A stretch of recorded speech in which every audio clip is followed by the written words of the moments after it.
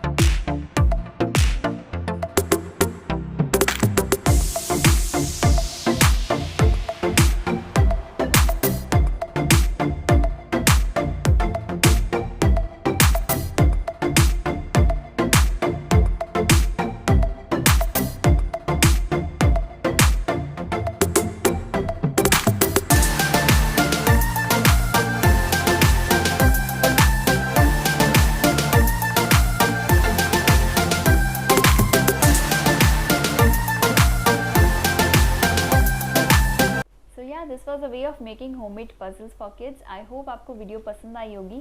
Please give it a thumbs up if you like the video and subscribe for more update.